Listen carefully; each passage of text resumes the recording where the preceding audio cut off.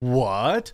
Unhinged Google employees? Say it isn't so. That couldn't possibly be the case. Everyone that works at Google is level-headed and not a political ideologue. Oh, wait. It's not opposite day. It's right. This was International Women's Day, and Google employees have chosen to hijack the Women's Day to have a problem with Israel, apparently. And, well, Google just fired all of them, and I couldn't be happier about it. Quite honestly, you're there to do a job. Protest on your own time. It's very simple.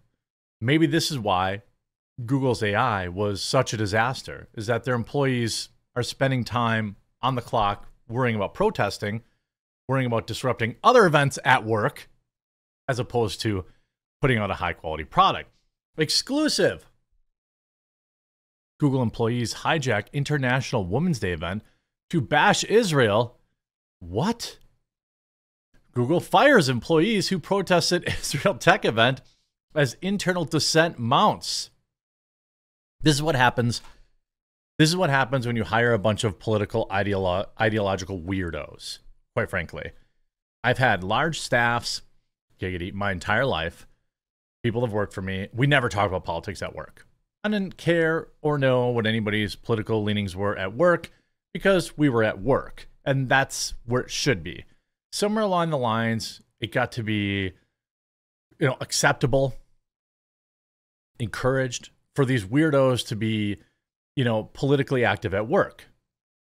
I would say that was right around the time of St. Floyd ascending upon high, where companies like Uber and others had these like Black at Uber and all these other weirdo political groups. Instead of just, doing your damn job, you want to organize this crap, do it off the clock. Hundreds of Google employees hijacked an International Women's Day event to go after Israel and accuse Jewish people of victimizing themselves. Screenshots provided to the Real Daily Wire reveal, Google's summit for International Women's Day, slated for Thursday, was supposed to include on-topic audience questions submitted by employees through an international platform called Dory. Instead, Google employees seized the opportunity to submit commentary critical of Israel. This is why I don't think that politics and work mix.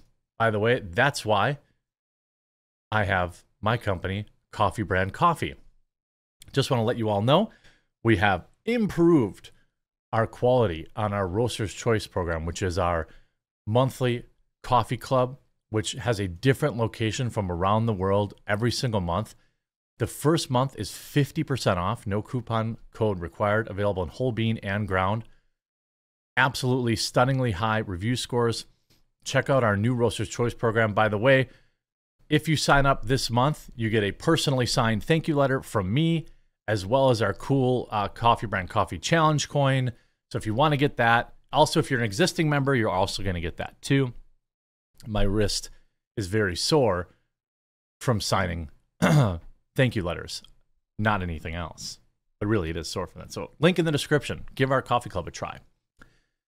Google software engineer Joel Scaff was the first to post about Israel on the platform, encouraging Google to avoid complicity in crimes and stop making money from the Israeli government. By the way, they probably shouldn't have had an International Women's Day event either, just so I'm keeping it 100, right?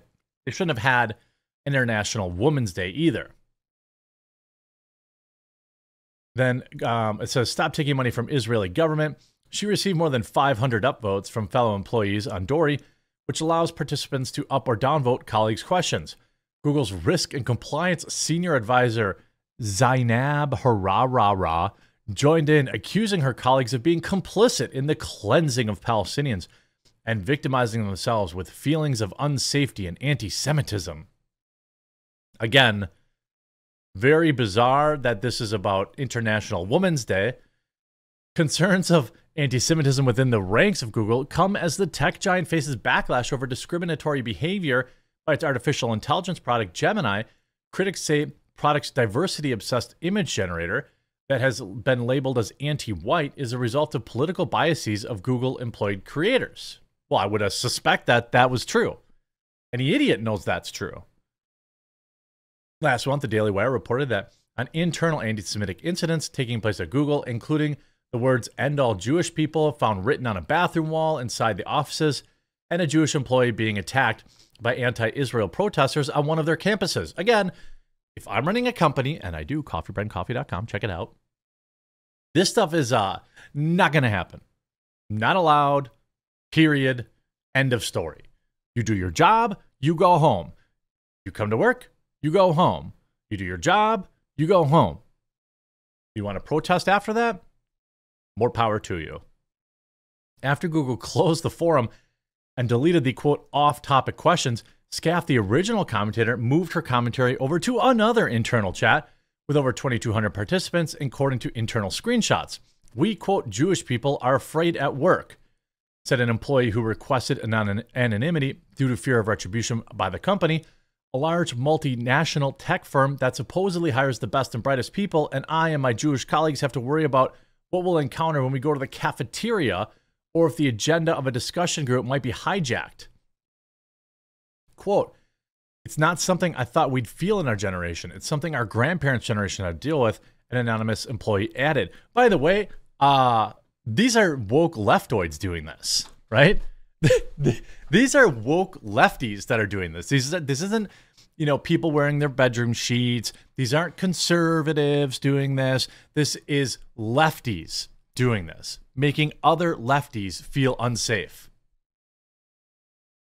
A Google spokeswoman confirmed the incident, criticizing the off-topic and divisive questions. We were pleased to host an event to celebrate International Women's Day, the spokeswoman said. Unfortunately, before the event, a series of off-topic and divisive questions and comments were posted to internal forums.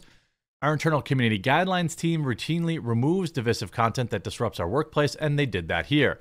Other comments submitted by employees questioned about how the company would celebrate International Women's Day while working with Israel. What? Mo Adele, all these people sound as American as apple pie, by the way, a Google software engineer, said it's important to question how the theme of the summit, her power, her voice, can be supported while ignoring the cries for help from Palestinian women who have been systematically deprived of their fundamental human rights. Google software engineer Faisal Martani criticized Gemini, the company's AI product, claiming she asked, do women in Gaza deserve human rights? To which the AI said, look it up online. Oh my God, this is so great. Does Google not fear reputational damage when its tools blatantly show such bias? No, they don't. Khalid Mansour, an engineer, Google engineer, accused the IDF of deliberately ending 8,500 civilian women whose only crime was to be born in the open-air concentration camp called Gaza. By the way, this is all going on at work. This is all going on at work. In work, like, do people understand that, boundaries are a thing? I certainly do. I wouldn't be, I'm not, like, this isn't flying for me. It absolutely is not.